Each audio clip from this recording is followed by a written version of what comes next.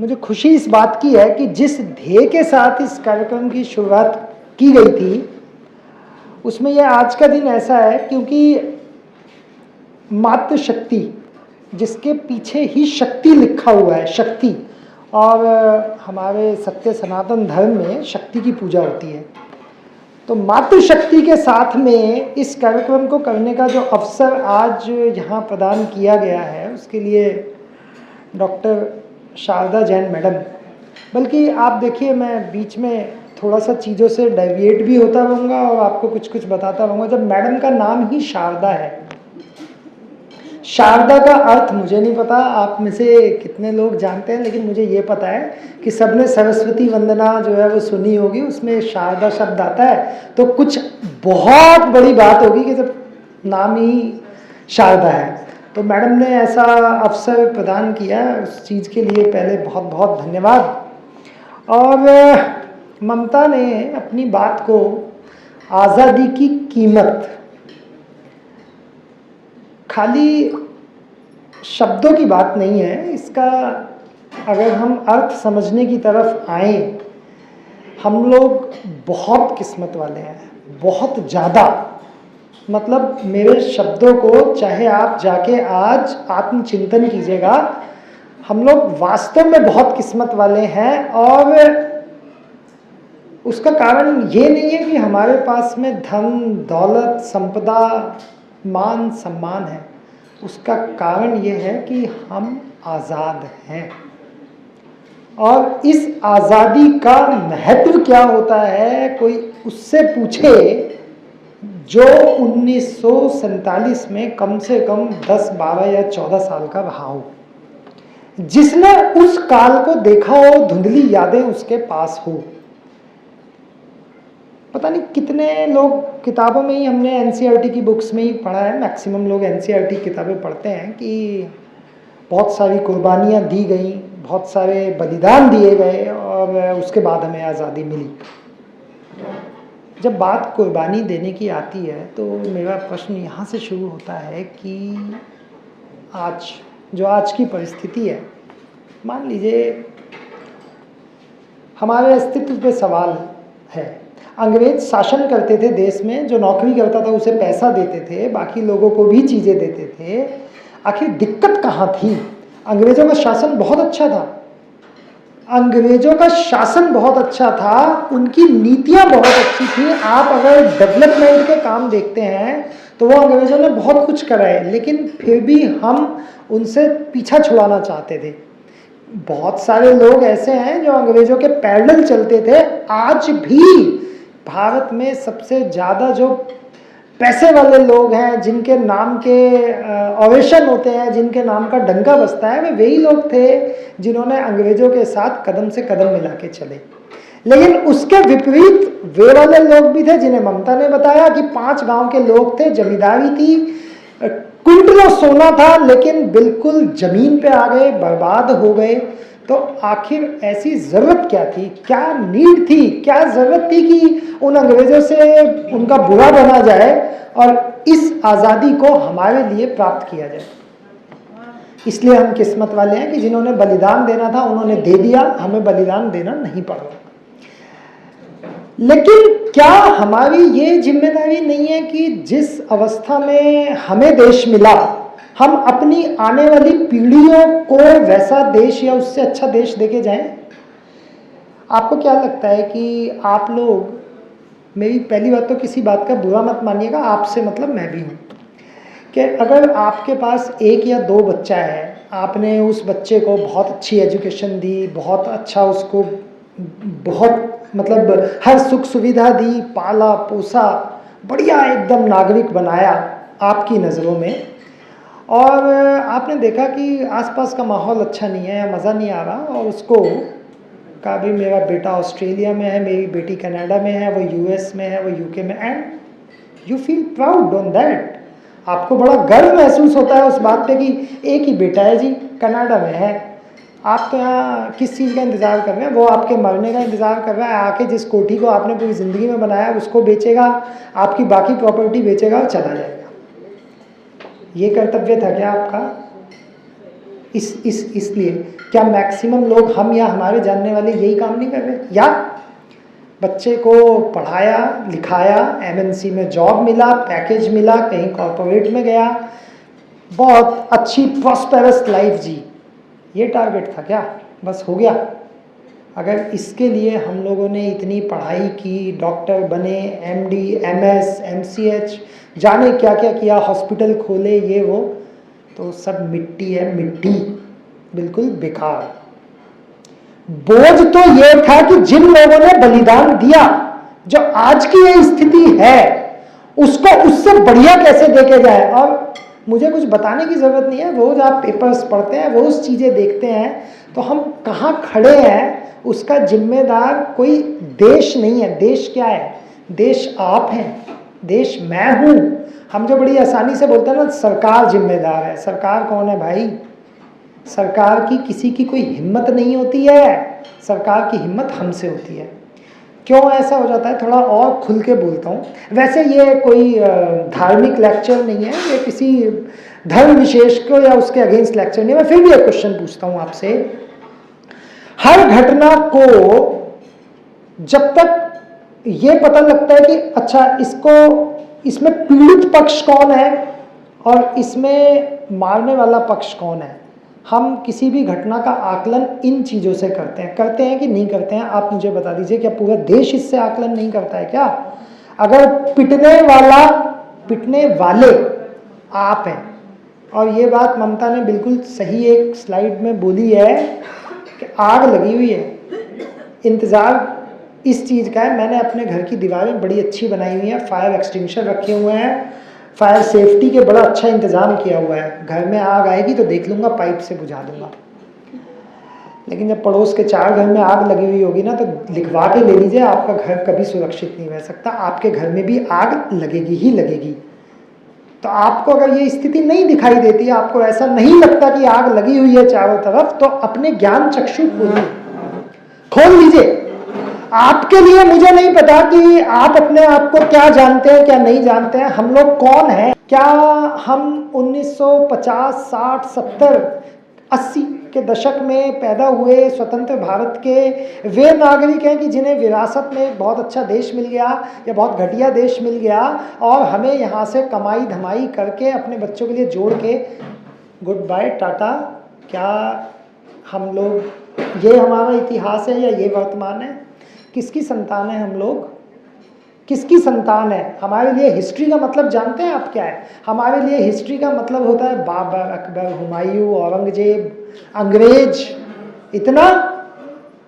उससे पीछे हम एक्चुअल कौन है, किसकी संतानें हैं, कभी हम उस चीज को सोचते ही नहीं। हम बात करते हैं ना मैडम, हम सनातनी हैं, हम लोग सनातन धर्म या हिंदू धर्म, चलिए और इजी करता हूँ चीज़ों को। ये सनातन धर्म है क्या चीज? करते हैं ना, पूजा पाठ करते हैं ना, सबने अभी टीका लगवाया ना, तो कुछ मान्यताएं होंगी ना। तो सनातन आप अपने आप को बोलते हैं ना, तो है क्या सनातन? व्हाट इज सनातन? सनातन एक माध्यम है ईश्वर को पाने का, ईश्वर बनने का। और ईश्वर कैसे बनते हैं? ईश्वर बनते हैं राम के माध्यम से, कृष्ण के माध्यम से। ये मैं कोई किदवंतियाँ नहीं बोल रहा हूँ, मैं आपको केवल वही बता रहा हूँ जो आप हैं। आप संतानें किसकी? आप राम की संतान है, आप कृष्ण की संतान है, हाँ, आप देवी की संतान है। भाई इसमें किसी को कोई डाउट इसलिए ना हो, जो प्रकृति में विश्वास रखता है वो सनातनी है। मैं एग्जाम्पल के साथ प्रूव करता हूँ। आप लक्ष्मी की पूजा करते हैं, दीपावली आ रही है, लक्ष्मी की पूजा सभी करते हैं, गणेश की भी पूजा करते हैं। लक्ष्मी जी का वाहन उल्लू, गणेश का वाहन, पूजा करते हो ना। जब लक्ष्मी की पूजा कर रहे हो तो उल्लू की पूजा भी कर रहे हो ना। कर रहे हैं कि नहीं कर रहे? गणेश जी की कर रहे हैं तो मूष की भी पूजा कर ही रहे हैं ना। ऐसा तो नहीं हो सकता ना कि उनके वाहन को छोड़ दिया। सरस्वती की पूजा करते हैं तो साथ में किसकी पूजा करते हैं? मोर, हंस। तो हमने किसकी पूजा की? हमने भगवान की भी पूजा की, और हमने साथ में जिनको आप जानवर कहते हैं उसकी भी पूजा की ना। अभी वट सावित्री का वो आएगा, बहुत बड़ा हिंदुओं का बड़ मावस जिसको बोलते हैं। आप सब लोग व्रत रखते हैं, चलिए निकल गया, अगले साल आएगा। मैं देखता हूँ आप सब लोग व्रत रखते हैं, किसकी पूजा करते हैं? वट वृक्ष की पूजा करते हैं। शनिवार का दिन होता है, किसकी पूजा करते हैं? पीपल की पूजा करते हैं। और छोड़िए, रोज सुबह जल किसको चढ़ाते हैं? तुलसी माँ को चढ़ाते हैं। नेचर की पूजा करते हैं आप। जब भगवान शिव का नाम लेते हैं तो बोलते हैं कैलाशपति, कैलाश पर्वत। आपने गंगा का नाम लिया, लास्ट ईयर डॉक्टर साहब लेके गए सबको जमुना जी के घाट पे, वो जमुना आरती कराई। भाई क्यों करके आए ये बताओ? क्या अंधविश्वासी हैं आप लोग? ये सनातन है, यही सनातन है। मानो तो मैं गंगा माँ हूं, ना मानो तो बहता पानी। तो आप जाते हैं हरिद्वार, गंगा मैया, आपने नदियों को माँ बोला, आपने पहाड़ को पिता बोला, आपने वृक्षों को जो है उनसे अभयदान मांगा, आपने जानवरों की पूजा की। दिस इज कॉल्ड सनातन। गौ माता है तो वो माता ऐसे ही नहीं है, गौ माता है तो वो सनातन है। और हमारा जो इतिहास है, मैं आपको थोड़ा सा करेक्ट कर देता हूं, हम लोग वैदिक परंपराओं को मानने वाले लोग हैं। हम लोग वे लोग हैं जो वेदों में विश्वास करते हैं। किसने अपने घर में या कभी आज तक 4 वेदों की किताबों को एक साथ देखा है? मैडम ने, मैं मान सकता हूँ, मैडम ने भी मान सकता हूँ। उन 4 किताबों को किसी ने कभी किसी एक को थोड़ा सा पढ़ने की कोशिश की? कभी मैडम ने नहीं पढ़ा नहीं। जो वेदों को पढ़ता है, मैं चूंकि खाली मैडम ने वो वेद पढ़े हैं, आप इनसे पूछिएगा इनका एक्सपीरियंस। इस ब्रह्मांड का जो सारा सार है, इस ब्रह्मांड की जो भी विषय वस्तु है वो वेदों में है। हम वेदों के पुत्र हैं।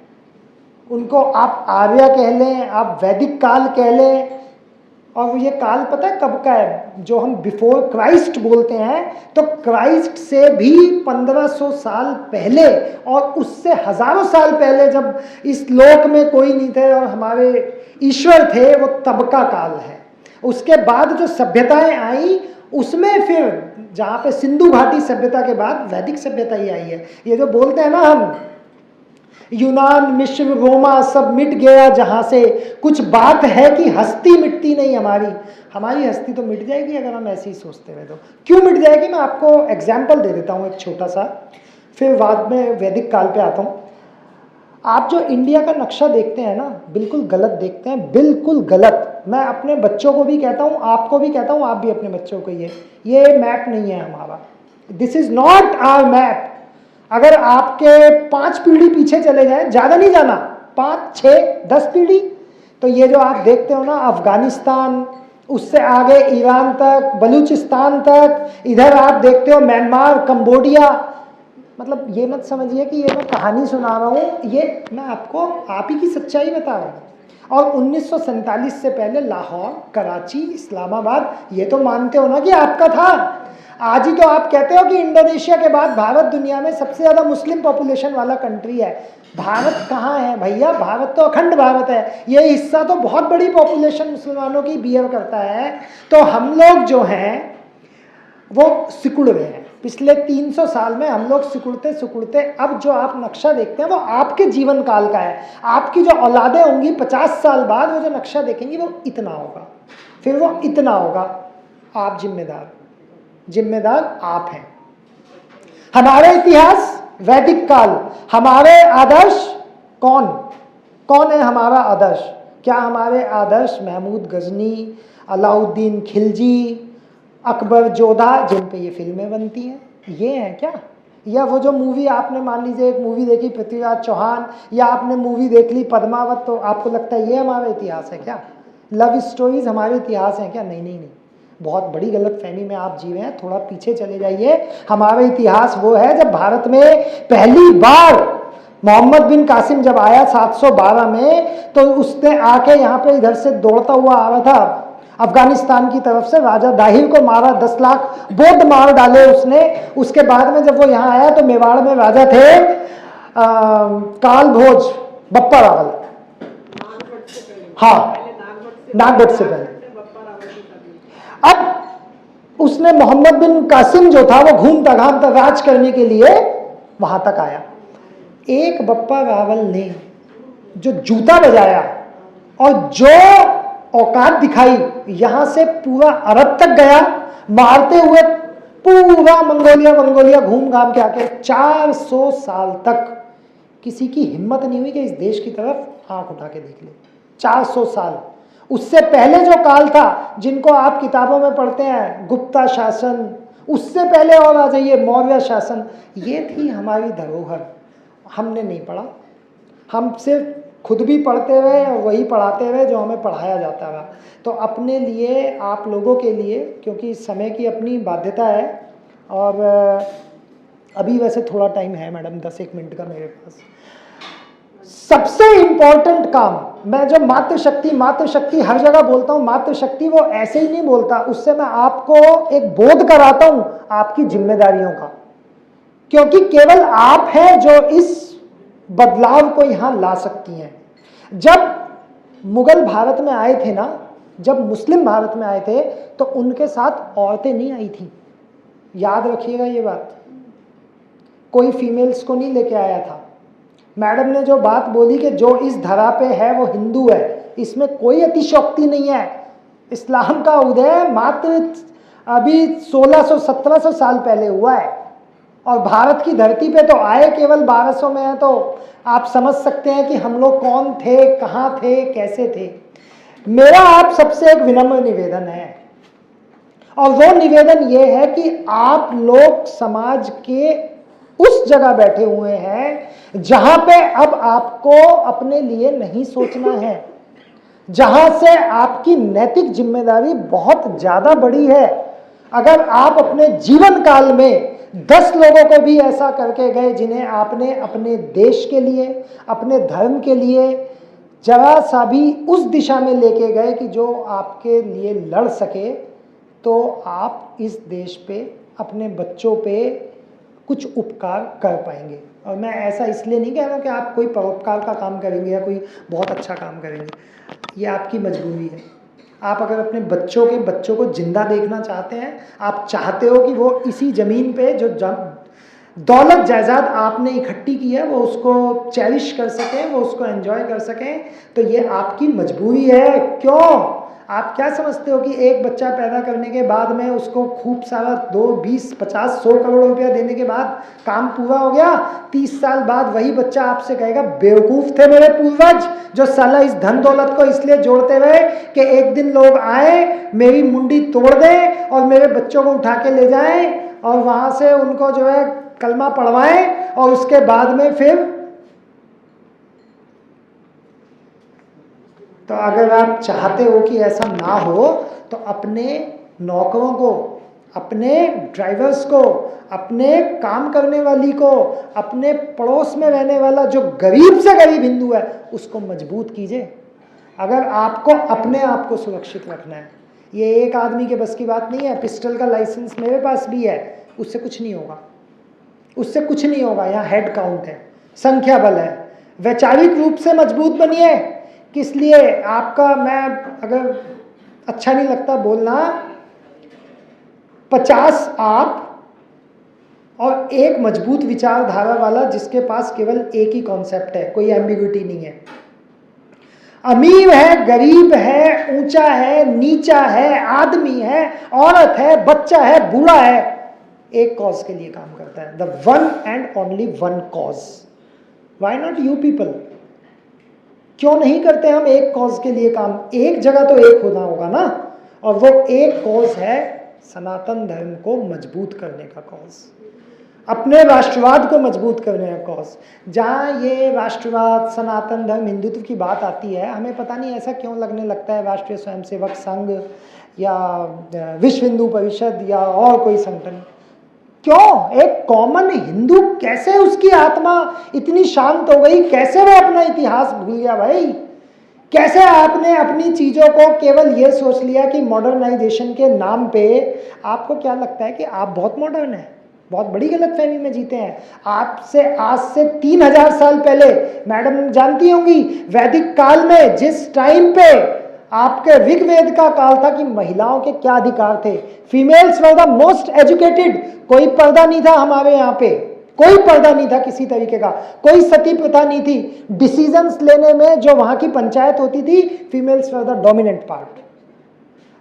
पता नहीं किसने ये पढ़ा दिया कि महिलाओं के साथ अत्याचार, हिंदू धर्म में अत्याचार होता है, उनको राजा राम मोहन राय कोई आया था, उसने सती प्रथा दूर की। What nonsense we are studying, what nonsense.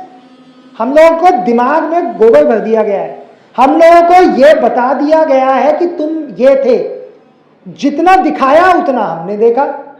बच्चा पढ़ता है हमारा, जीसस मैरी, क्वींस मैरी, ये मैरी, वो मैरी, और जो हम हैं वो हमें पता ही नहीं है कि हम हैं क्या।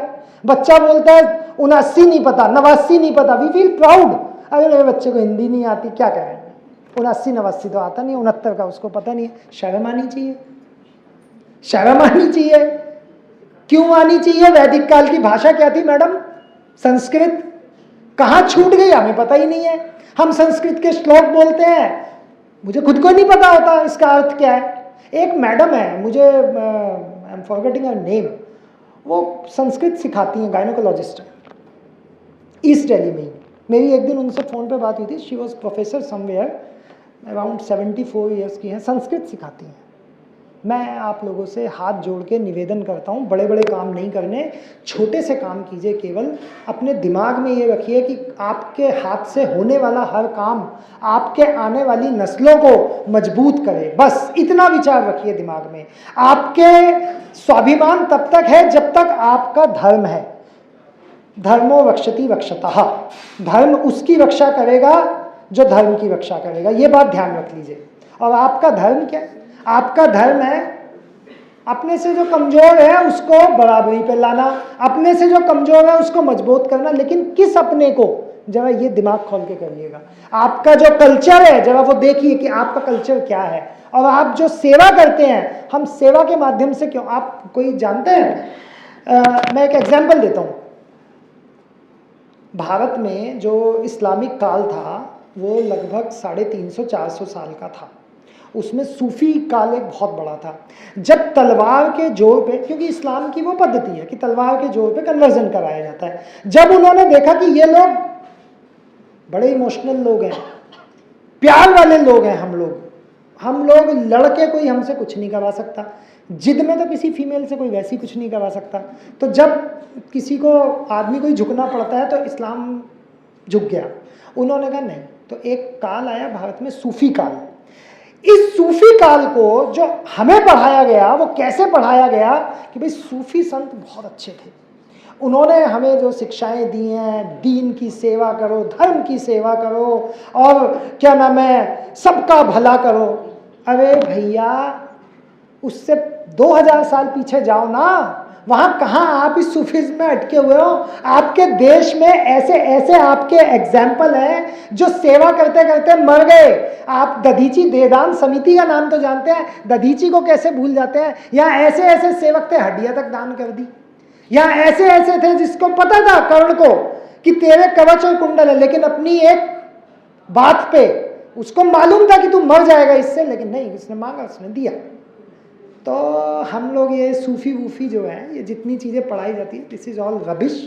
मैं ही नहीं बोल रहा, आप देखेंगे आपको स्वयं समझ में आएगा। पीर पे जाते हैं भाई, कहाँ जा रहे हैं? ख्वाजा मोइनुद्दीन चिश्ती की दरगाह पे। इतिहास किसी ने उस मोइनुद्दीन चिश्ती का, मेरी गारंटी है, कौन कौन गया है अजमेर शरीफ? कोई गया है? मैं आप गया। जिस दिन आपने मोइनुद्दीन चिश्ती का इतिहास पढ़ लिया, आपको बार बार मरते दम तक रिग्रेट होगा, गिल्ट आएगा मन में, मैं क्यों गई वहां पे। 400 महिलाओं के बलात्कार का। और मैडम, आपने तो बताया इतिहास, आप देखिए अब से 20 साल पहली घटना, जो उसका मेन चिश्ती था, उसके लड़कों ने सोफिया कॉलेज में बाकायदा एक नेक्सस बना के वहां की कम से कम 100 हिंदू लड़कियों को उनके साथ रेप्स किए। अभी की बता रहा हूँ, 25 साल पहले की, ज्यादा पुरानी घटना नहीं बता रहा। मैं इस विषय पे बहुत ज़्यादा डाइवर्सिफाई नहीं करना चाहता, कन्फाइंड रखना चाहता हूँ, लेकिन अभी चूंकि ये बात छिड़ी, कितने लोग ऐसे हैं आप में से जो ये मानते हैं कि लव जिहाद वास्तव में है। ईमानदारी से बताइएगा प्लीज, मतलब ये मत कीजिएगा कि सब हाथ खड़ा करें तो मैं करूं। हाँ, कितने लोग मानते हैं कि लव जिहाद है? कर लीजिए प्लीज हाथ नीचे। मैंने नहीं देखा किसने किया किसने, एक संख्या सी मुझे दिख गई। आप लोग इस पीड़ा को अगर समझना चाहते हैं तो कहीं विदेश जाने की 100-200 किलोमीटर नहीं जाना आपने। आपको एक 2-4 दिल्ली की जगह बताता हूँ, ईस्ट दिल्ली की जगह बताता हूँ, चले जाइएगा।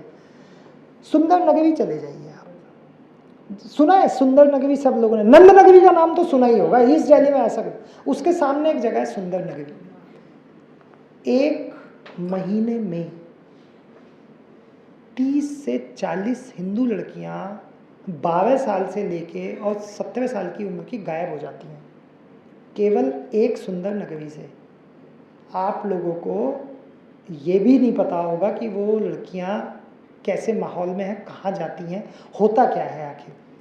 वहाँ एक जिम खुला हुआ है। मैं ये अखबार की कहानी नहीं बता रहा हूँ, ये मैं आपको वो बता रहा हूँ जो मैंने देखा है। वहाँ एक जिम खुला हुआ है, वहाँ बाइक खड़ी हुई है नीचे।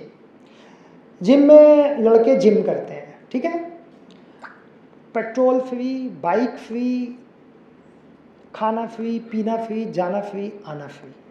काम केवल एक और एक काम है, हिंदू लड़कियों को गंदा करना, बस। दूसरा कोई काम ही नहीं है, उनको फंसाना। आप लोग अखबार पढ़ना शुरू कर दीजिए, जिनको लव जिहाद के बारे में नहीं पता है तो एक दिन में, अब पहले तो यदा कदा दिखते थे, 20 घटनाएं मैं डेली की दिखा सकता हूँ, डेली जो आती हैं। वो पैसा तो मैडम, एक चीज मैंने कहा ना, कॉमन कॉज है, एक गजवाए हिंद, बस। दूसरा कोई कारण ही नहीं है, एक ही कॉज। लव जिहाद को ना समझने वाले लोग इंतजार कर रहे हैं अपने साथ घटित होने का, उस घटना को। अपनी बेटियों को समझाइए, अपनी बहुओं को समझाइए, अपनी सहेलियों को समझाइए। मजाक समझते हो तो अगर किसी के मन में कहीं पे कोई डाउट हो तो जरा जाके देख लीजिएगा। जब एनालाइज करेंगे तो पता लग जाएगा कि अपने से थोड़ा सा आगे निकलेंगे तो किसी ना किसी के साथ घटना घटित हुई पा जाएगी आपको। इसको मजाक मत समझिए, लव जिहाद एक सच्चाई है। 20 साल पहले भी लोग कहते थे, लेकिन अब वो आपके घरों तक पहुंच गई है। आप मजबूरी में एक्सेप्ट करते हैं, मजबूरी में। आप फिर ये कहने लगते हैं, नहीं नहीं, वी आर मॉडर्न सोसाइटी, क्या फ़र्क पड़ रहा है, अच्छा कमाता है, अच्छा रहता है। 5 साल बाद पूछ के देखिए। एक्सेप्शंस की बात मत कीजिएगा और मेरे से। मेरा एक्सेप्शंस के प्रति कोई किसी प्रकार का कोई अफेक्शन नहीं है। लेकिन मैं आपको फिर बता रहा हूँ दूसरी चीज़, यारी दोस्ती। आप कौन से रिलीजन में हैं आप, और कौन सा रिलीजन वो है। ये जो ये अकबर है, अकबर था नहीं, औरंगजेब। ये मैडम दारा शिकोह औरंगजेब का ही भाई था ना, ये सूजा और ये जो थे, 4 भाई थे। तो क्या हुआ कि इनमें तो देखो प्रथा रही थी मैडम। जैसे आपने वो था ना, ये क्या नाम है, बाप बेटा है मान लो, तो एक फीमेल के लिए दोनों ने आपस में लड़ाई की। जो जीतेगा वो उस फीमेल को रखेगा, उससे कोई मतलब नहीं है कि फीमेल कौन है। मतलब ये इनका एक कल्चर है। भाई है तो जब तक भाई भाई की गर्दन नहीं उड़ा देगा ना, तब तक वो राजा नहीं बनेगा, जो है उसको राजा बनना है। तो मान लीजिए औरंगजेब है, इतना हम पढ़ते हैं, Aurangzeb road best place in Delhi, सबसे महंगी जगह उन महान औरंगजेब के नाम पे रखी है। उसने क्या किया, अपना जो बाप था उसका, औरंगजेब का, शाहजहां, उसको पहले तो वो क्या नाम है, वो जो ये मकबरा, वो प्यार वाला ताजमहल, वो बहुत प्रेम प्यार में मरता था। तो उसने कहा ले तुझे मज़ा चखाता हूँ, उसको लाल किले में बंद कर दिया और सामने वो ताजमहल के यहाँ से देखता रहा इसको। गए होंगे आप भी लाल किला, आगरे का लाल किला आपने देखा होगा। गाइड बताता होगा कि, गाइड आपको बताता होगा कि इस खिड़की में से जो है ना वो देखता था सामने जो है अपना। उस औरंगजेब ने क्या किया, अपने जो भाई था उसका मर्डर करना तो एक चीज़ है, चलो मार दिया, चोरी छुपे और सत्ता पाली, गर्दन काट के थाल में सजा के अपने बाप को भेजी। इफेक्ट है कि अब मैं राजा हूं। आप उन लोगों की संतानों से मुकाबला कर रहे हैं, आप उन लोगों की संतानों के साथ हैं। तो बोलते हैं, आप ओवैसी को पता नहीं कितना फॉलो करते हैं, सुनते नहीं, वो कहते हैं हम मुगलों की संतान है। तो भैया जो मुगलों की संतान है तो उनके कल्चर, उनका विचार, उनका व्यवहार आप लोगों को समझ नहीं आ रहा। पता नहीं क्यों नहीं समझ आ रहा, किस चीज़ के इंतजार में है भाई। और ये जो भी कुछ होता जा रहा है, ये जो गरबा में, डॉक्टर गांधी चले गए शायद, गरबा में अब से 20 साल पहले किसी की हिम्मत नहीं होती थी एक जगह इंडिया में कोई अंदर घुस के और छेड़खानी हो जाए। लेकिन अब आप देखते हैं कि भारत में पूरे नवरात्रि में अकेले गरबा की कम से कम 200 घटनाएं आई, जिनमें जबरदस्ती गुंडागर्दी करके आपकी लड़कियों को छेड़ा जाता है, आपकी लड़कियों के साथ अश्लील हरकत की जाती हैं। वो घटनाएं वो हैं जो टिप ऑफ आइसबर्ग है, आपके सामने आ गई। डेली जब आपके बच्चे बाहर जाते हैं तो वो इसी का सामना करते हैं।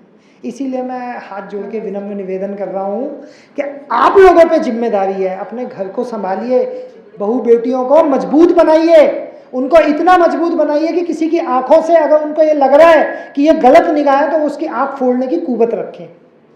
मैं ये नहीं कह रहा कि सड़क चलते रहे, लेकिन उसकी इतनी हिम्मत ना हो, आंखों में इतना तेज होना चाहिए कि वो देखे तो उसे डर लग जाए कि नहीं भाई इसके साथ सोचना नहीं है मुझे कुछ भी।